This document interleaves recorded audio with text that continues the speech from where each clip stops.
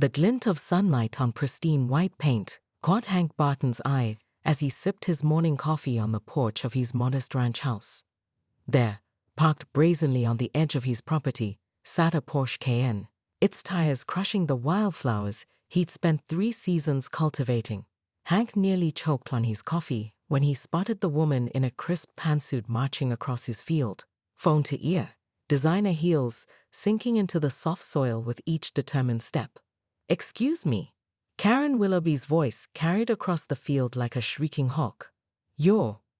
Whatever this is blocking my view of the sunset from my new development." Hank blinked twice, wondering if perhaps he was still asleep. The whatever she referred to was his family's 100-year-old oak tree, the same one his grandfather had built a swing on, the same one under which he proposed to his late wife. "Ma'am, you're on private property," Hank called back, setting down his mug. Karen waved dismissively, as if his words were gnats to be batted away. "I'm the president of Sunset Valley Estates HOA. We've just built phase 2 of our luxury community, and your eyesore of a farm is diminishing our property values." She gestured toward a cluster of identical mixed mansions that had sprung up like toadstools just beyond his property line. "This isn't a farm, it's a ranch, and it's been here since 1903, Hank replied, his patience already wearing thin.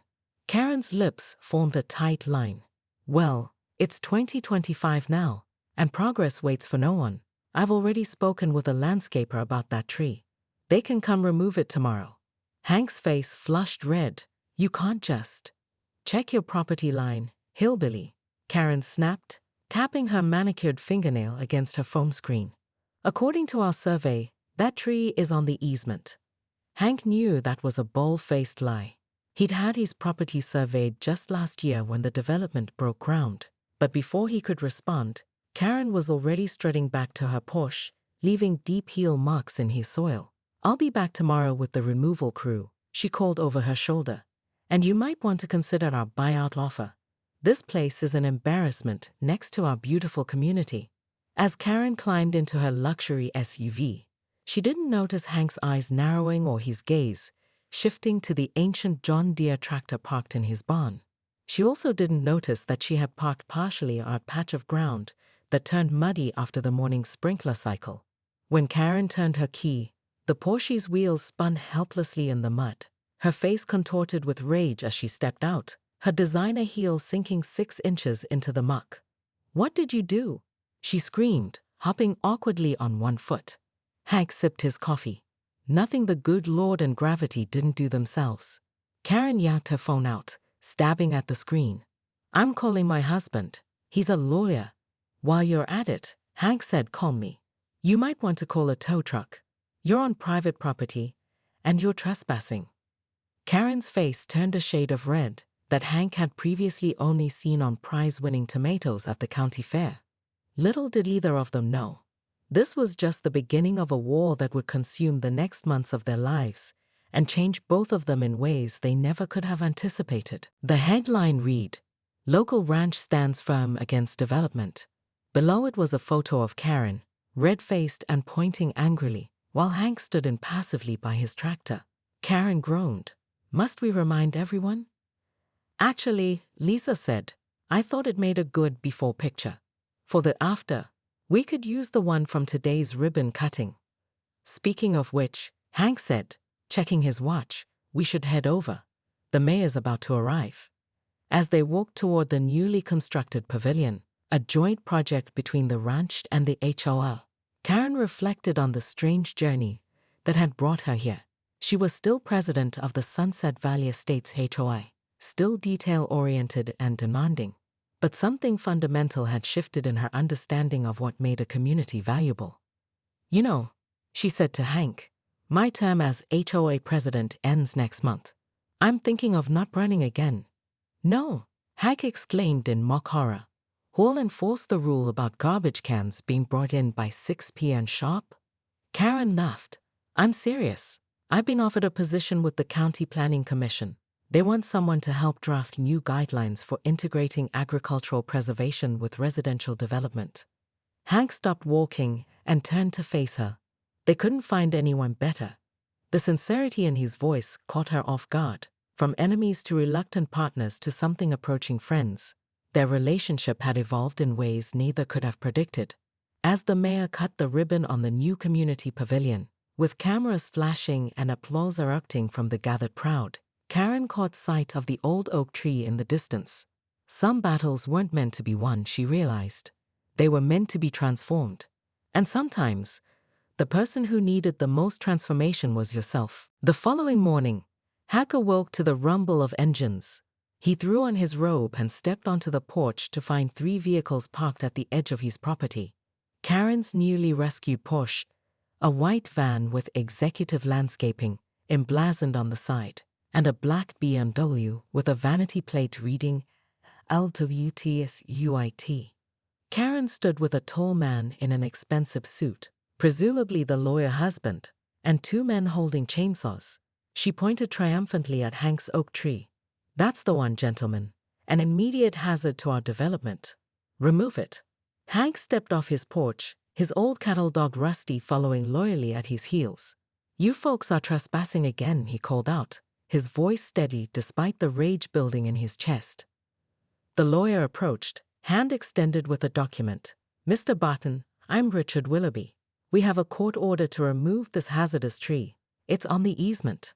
Hank didn't take the paper. "No, it's not. And I have the survey to prove it." Richard smiled thinly. "Our new survey says differently, and Judge Peterson signed this order yesterday afternoon." Hank recognized the name. Peterson was a notorious developer-friendly judge who owned investment properties throughout the county. The fix was in. "You've got 5 minutes to clear out before we start cutting," Karen announced, checking her watch ostentatiously. Hank disappeared into his house, returning moments later with a shotgun and a folder of documents. Karen gasped dramatically while Richard stepped protectively in front of her. "Calm down, folks. I'm not threatening anyone," Hank said, laying the shotgun on the porch step. "Just getting your attention. These are my property documents, including a survey from last year, certified by the county." "Our survey supersedes yours," Richard responded smoothly, though his eyes kept darting to the shotgun. "Maybe so, maybe not. But what about this?" Hank held up another document. "This is a temporary restraining order I filed electronically this morning with Judge Martinez. She's always in early. It prohibits any action on this property until we have a proper hearing." Karen's face contorted. "You're bluffing." "Feel free to call the sheriff," Hank offered. "Though I already did. He should be here any minute." As if on cue, a sheriff's cruiser pulled up the long driveway, dust billowing behind it. Karen's composure cracked. "This is ridiculous. Do you have any idea who we are in this community?" "You're trespassers," Hank said simply. "And that tree was here before your grandparents were born." The confrontation that followed was heated. Sheriff Thompson, who had gone to high school with Hank, reviewed both orders and ultimately informed the Willoughbys that the conflicting legal documents would need to be resolved in court before any tree cutting could occur. As the landscapers packed up their equipment, Karen jabbed a finger at Hank. "This isn't over. Not by a long shot." "Actually," Hank replied, "I think it's just beginning."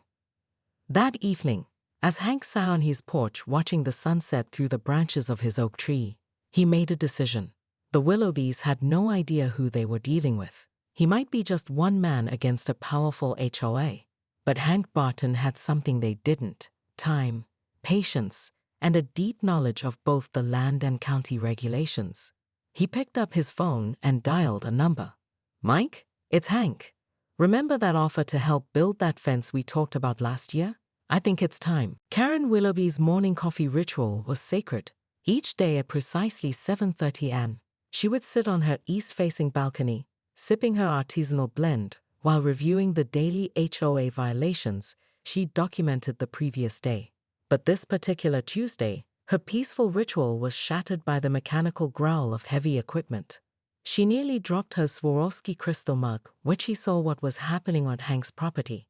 A small army of pickup trucks had arrived, disgorging men with post-hole diggers, concrete mixers, and stacks of lumber. Hank himself sat atop his tractor, directing operations like a general commanding troops. "Richard," she shrieked, bursting into their bedroom where her husband still slept. "That hillbilly is building something. Get up." By noon, Hank's project was taking unmistakable shape, a fence. But not just any fence. This monstrosity stood 12 feet tall, constructed of rough-hewn timber that blocked the entire view of the mountains beyond. Each post was sunk 4 feet into the ground with concrete footings, making it clear this was no temporary structure. Karen stormed down to the property line, designer sunglasses perched on her nose, despite the cloudy day. "What do you think you're doing?" she demanded. Hank tipped his hat. "Building a fence, ma'am. On my property." This is clearly retaliatory. It blocks our entire view. The view our homeowners paid a premium for. "Funny thing about views," Hank replied, driving another nail with a powerful swing of his hammer. "You don't actually own them unless you own the land they cross." Richard appeared behind Karen, his silk robe billowing in the breeze. "This violates county height restrictions," he said confidently. Actually, Hank's friend Mike chimed in, unrolling a large document. "Agricultural properties have different standards. We're well within code for a livestock privacy fence." "Livestock?" Karen sputtered. "What livestock?" As if summoned by her question, a trailer pulled up Hank's driveway. Inside were 4 of the largest, ugliest pigs Karen had ever seen. "Meet my new Gloucestershire Old Spots," Hank announced proudly. "Heritage breed. Endangered, actually. I'm doing my part for conservation." Karen's face drained of color. "You're bringing pigs to live next to our luxury development? The smell." "They're quite clean animals, actually," Hank remarked. "Though they do like to wallow." Thinking of putting their pen right here, he pointed to the area directly adjoining the Sunset Valley property line. Richard pulled Karen aside, whispering urgently. She nodded sharply before turning back to Hank. "We'll double our offer for your property," she announced. "Cash deal, close in 2 weeks." Hank pretended to consider it, scratching his chin thoughtfully. "Well now, that's generous. But I'm afraid I'm not selling. This land's been in my family for generations. Some things are worth more than money." Karen's professional facade cracked. "You're doing this out of spite." "Not at all," Hank replied calmly. "I'm just exercising my property rights, same as you folks. Though I am thinking of painting a mural on the fence. Something colorful." As the Willoughbys retreated in defeat, Karen was already formulating her next move. That evening, she called an emergency HOA meeting, rallying her neighbors against the rural eyesore threatening their property values. Unknown to her, Hank had anticipated this and invited a reporter from the local paper to document his fence-building project as a human interest story about preserving rural heritage in the face of encroaching development. When the article appeared 2 days later, complete with historical photos of Hank's family ranch and the century-old oak tree, public opinion began to shift. Suddenly, Karen wasn't just fighting one stubborn rancher, she was fighting history itself. The fence was completed in record time, standing as a wooden wall between 2 worlds. But for Karen, it represented something far more personal now, a challenge to her authority that she could not let stand. As she stared at it from her balcony, she made a decision that would change everything. 6 months later, Karen Willoughby stood in the shade of Hank's oak tree, clipboard in hand, overseeing the final preparations for the Sunset Valley Harvest Festival. Children from the development ran through the meadow flying kites, while their parents picked apples from the orchard that now served as a natural boundary between the ranch and the housing development. "The cider press needs more volunteers," she called to Lisa, who was setting up the education booth with displays about sustainable agriculture. "Already on it," Lisa replied with a smile. "Dad's showing the first group how it works." Karen checked another item off her list, pausing to admire how beautifully the event had come together. The community garden plots were bursting with fall vegetables, tended by the same homeowners who had once signed her petition against the Barton Ranch. Now they proudly brought their harvests to community dinners and had even started a weekend farmers market in the development's central square. Richard approached, carrying 2 cups of fresh cider. "The zoning board just unanimously approved the conservation easement," he reported, handing her a drink. "The ranch is officially protected from development. Forever." Karen nodded, a complicated mix of emotions washing over her. The easement had been her idea, a way to turn defeat into victory by positioning Sunset Valley Estates as an eco-conscious community with access to protected green space. The marketing potential had been enormous, and Phase 3 had sold out within weeks of the announcement. "Have you told Hank yet?" she asked. "Just did. I don't think I've ever seen the man so close to tears." Karen watched as Hank demonstrated the ancient cider press to a group of fascinated children. 6 months ago, she'd wanted nothing more than to drive him off his land. Now, his property had become the development's most valuable amenity. Her phone buzzed with an email notification. Opening it, she saw it was from the State Real Estate Association, confirming her as a featured speaker at their upcoming conference. The topic: integrating agricultural heritage into modern development, the Sunset Valley model. The irony wasn't lost on her. The very thing she'd fought against had become her ticket to professional redemption. "Penny for your thoughts?" Hank asked, appearing beside her with Rusty at his heels. "Just thinking about how differently things could have gone," Karen admitted. "If you'd sold to us, this would all be tennis courts and infinity pools by now." Hank nodded. "And if you hadn't been so bullheaded about that tree, I might never have built that awful fence." "It really was hideous," Karen laughed. "Ugliest thing I've ever built," Hank agreed, "but necessary at the time." They stood in companionable silence, watching the community they'd accidentally created together. The golden afternoon light filtered through the leaves of the oak tree, the same tree that had started their war and now stood as a symbol of their unlikely truce. "The tree looks healthier than ever," Karen remarked. "Professional arborist comes once a month now. Courtesy of your HOA," Hank said. "Never thought I'd see the day when you'd be paying to maintain my tree." Karen shook her head, smiling. "Never thought I'd see the day when I'd list pig feeding as an approved HOA activity for children, yet here we are." Lisa approached them, holding a framed newspaper article. "Look what I found in Dad's attic. Thought it might be nice to display it at the history booth." 3 weeks after the Great Fence incident, as it was now known throughout Sunset Valley Estates, Karen sat at her dining room table surrounded by binders, legal papers, and her laptop.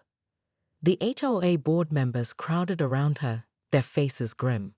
"The petition to the county zoning board was denied," Karen announced, her voice tight with controlled fury. "Apparently, Barton's property is designated as agricultural heritage land, which exempts it from most of the regulations we try to apply." "What about the smell ordinance?" asked Tricia, the HOA treasurer. "His pigs passed inspection with flying colors," Karen admitted bitterly. "That veterinarian who came out. Turns out she's his niece." Richard loosened his tie. "We could still pursue the lawsuit about the property line, which would cost us another $50,000 we don't have," Karen snapped. "The HOA special assessment for legal fees already has half the community threatening to vote us out." The truth was ugly but undeniable. The war against Hank Barton was bankrupting Sunset Valley Estates. Property values had indeed dropped, not because of Hank's ranch, but because prospective buyers had heard about the toxic HOA leadership and ongoing legal battles. What Karen didn't share with the group was the email she'd received that morning from the development company. As their official community liaison, she had been paid a substantial bonus for each phase of homes sold. Now, with Phase 3 sales stalling, they were reconsidering their relationship. After the meeting, Karen sat alone with a glass of wine, staring at the fence through her window.